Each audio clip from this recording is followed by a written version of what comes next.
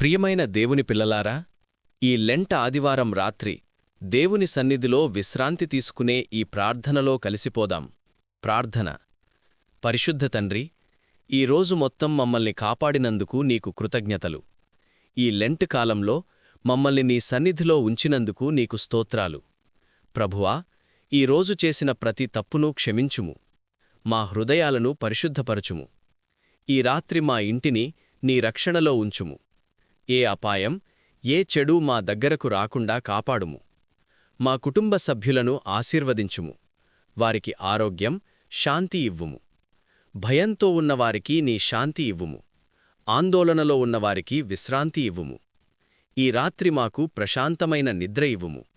రేపుదయం కొత్త బలంతో లేపుము. నీ దూతలను పంపి మమ్మల్ని కాపాడుము. యేసునామంలో ప్రార్థించుచున్నాము. ఆమేన్. ప్రభువు మీకు ప్రశాంతమైన నిద్ర ఇవ్వునుగాక. ఆయన కృప ఎల్లప్పుడూ మీతో ఉండునుగాక. ఆమేన్.